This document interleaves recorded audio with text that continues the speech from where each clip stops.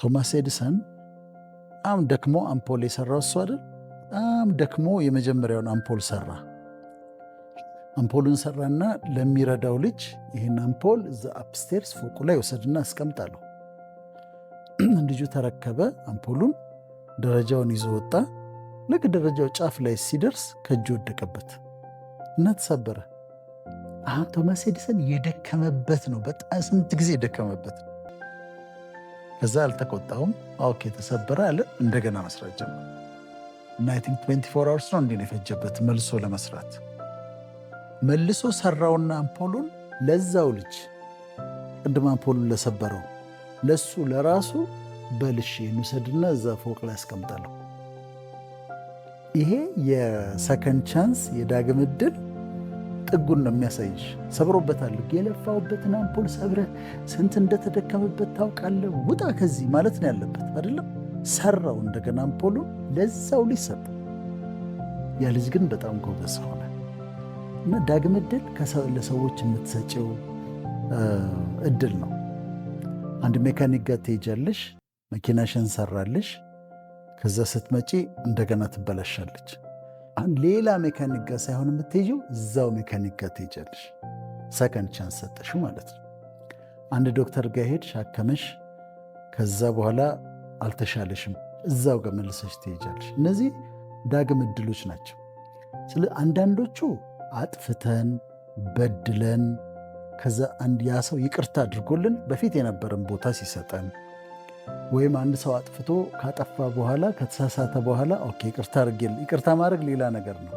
ይቅርታ አድርገሽ ከዛ በኋላ ላታየው ትችያለሽ፣ ግን ሰከንድ ቻንስ ልትሰጪው ትችያለሽ። አጋጣሚ እነዚህ ከቅዱሱ መጽሐፍ የተወሰዱ ናቸው። አንደኛው ማንሳት እንፈልገው ሶምሶን የሚባለው ሰው ነው፣ ወይም ሳምሶን። ሶምሶን የተወለደው እንደምታውቂው እስራኤልና ፍልስጤም በጣም ይዋጉ ነበር እና ሲዋጉ በዛ ዘመን ፍልስጤም እስራኤልን መግዛት ጀምራ ነበር እና ከእስራኤል ግን ሰዎች ይነሳሉ፣ እንደ ጌዲዮን፣ ዮፍታሄ፣ ዲቦራ ምናምን የሚነሱ አሉ። ጀጅስ የሚባል መሳፍንት የሚለውን መጽሐፍ ስታነቢ ቅዱሱ መጽሐፍ ውስጥ ታገኘዋለሽ። ከዛውን ፍልስጤም እስራኤልን እየገዛች ባለችበት የእግዚአብሔር መልአክ ይመጣና ለሳምሶን እናት ይነግራታል። አንድ ልጅ ትወልጃለሽ፣ ወንድ ልጅ ትወልጃለሽ። ያ ልጅ ወይን ጠጅ አይጠጣም፣ ናዝራዊ ይባላል። ናዝራዊ ማለት ለእግዚአብሔር የተለየ ማለት ነው። የወይን ጠጅ አይጠጣም፣ ፀጉሩን አይላጭም፣ ምላጭ አያርፍበትም፣ ለእግዚአብሔር የተለየ ይሆናል አላት። ከዛ ማኑሄ ይባላል ባሏ ነገረችው። እንደገና መልአኩ መጣ፣ ኮንፈርም አደረገላቸው። ጸነሰች። አንቺም ተጠንቀቂ ተብላለች። ርኩስ ነገር እንዳትበይ፣ ወይን ጠጅ እንዳትጠጪ ተብላለች። ከዛ ሳምሶን ተወለደ። ሶምሶን ነው የሚለው። ተወለደ፣ አደገ፣ ይነቃቃ ነበር። ከዛ አደገና ልዩ ስጦታ ተሰጠው። ልዩ ስጦታው ምንድን ነው? በጣም ሱፐርናቹራል የሆነ ኃይል አለው ልጁ።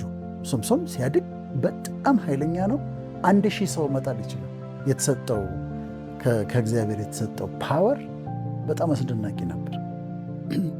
ከዛ ፓወሩን ለምሳሌ ለማሳየት አንድ ጊዜ መንገድ ላይ ሲሄድ አንበሳ መጣበት እና አንበሳ ሲመጣበት ምንም መሳሪያ አልያዘም ሳምሶን፣ ግን አንበሳውን በባዶ እጁ ታግሎ ጥሎ ገሎታል። ከዛ እንደውም ሄዶ ሲመለስ ከአንበሳ ሆድ ውስጥ ማር አግኝቶ በልቷልና ከበላተኛው ውስጥ የሚበላ ወጣ ብሏል። እና አንበሳ ማሸነፍ የሚችል ሰው ነው። ዳዊትም እንደዛ ነበር ይባላል። ንጉሥ ዳዊትም ኃይል ነበረው። ሌላ ጊዜ ሲያስቸግራቸው ፍልስጤማውያን መጡና ይሄ ለእስራኤላውያን ሽማግሌዎች ጋር ሄደው ይሄ ልጃችሁ ሶምሶን አስቸገረ፣ ገዦቻችሁ እኛ ነን እና አንድ ነገር አድርጉት አሉ። የእስራኤል ሰዎች መጡና ሶምሶንን እንዲህ አንተ ገዢዎቻችን እነሱ እንደሆኑ አታውቅም እንዴ? እንዴት እንዲህ ታደርጋለህ አሉትና ሳምሶን ምን አላቸው? እሺ እናንተ አትግደሉኝ አላቸው። ዘመዶቹ አስራችሁ እንደፈለጋችሁ አስራችሁ ለነሱ ስጡኛል። 2 አዲስ ገመድ አመጡ። በ2 ገመድ እፍንቅ አድርገው አሰሩት እና ፍልስጤማውያን እዛ ጋር ይጠብቃሉ። ወሰዱና ይወላቸው አሉት። ከዛ እነሱ ሊገሉት ሲመጡ እሱ የታሰረበትን ገመድ ልክ እሳት እንደነካው ፈትል ይላል ብጥስጥስ አደረገውና እዛ ጋር የአህያ መንጋጋ አጥንት አገኘ። እሱን አነሳ፣ 1000 ሰዎችን እንግዲህ ተመልከች፣ አንድ ሰው ነው ሳምሶን። 1000 ሰዎችን ክምር በክምር አደረጋቸው ይላል። ከመራቸው፣ አሸንፉ። ግን ሱፐርናቹራል ነው የተሰጠው ስጦታ ነው። 1000 ሰዎችን ጣለ። ሌላ ጊዜ አንዲት ሴተኛ አዳሪ ጋር ሄዶ ተኛ። ጋዛ የሚባል ከተማ ውስጥ እና የታጠረ ከተማ ነው። ሳምሶን መጥቷል አገኘ ነው ብለው በሩን ዘጉት። ከውጭ ትልቅ በር ነው፣ የከተማ በር ነው። ሳምሶን ሊይዙት እንደሆነ ታወቀ። ተነሳ። ትልቁም በር በጣም ትልቅ በር ነው። እንደዚህ ነቀነቀው። የከተማ በር ነው፣ ኢማጂን፣ የቤት በር አይደለም። እንደዚህ ነቀነቀው፣ ነቀለው። ወደ ተራራ ይዞት ሄደ አለው እና ሄደ። እንዲህ አይነት ፓወር የተሰጠው ሰው በጣም ፓወርፉል ነው። አሁን በጉልበት እንደማይችሉት ሲያውቁ ፍልስጤማውያን ድካሙን አጠኑ። ድካሙን ሲያጠኑ የሶምሶን ድካም ምንድን ነበር? ሴተኛ አዳሪ ጋ ይገባል። አንዴ ጋዛ ይወርድና የሆነ ሴት ቆንጆ ሴት አግኝቶ ካላገባሁ ይላል። ስለዚህ የምናገኘው በዚህ መንገድ ነው አሉና ደሊላ የምትባል ወይም ደላይላ የምትባል ቆንጆ ሴት አዘጋጁለት። እንከፍልሻለን አሏት ገንዘብ። አንቺ አሁን የምታደርጊው ጥናቱ ምንድን ነው? የሳምሶን የኃይሉ ሚስጥር የቱጋን ያለው እሱን ነው የምታጣሪው አሏት። ሶምሶን ደግሞ እንዳንቺ ፀጉሩን ተሰርቷል፣ ጉንጉን አለው።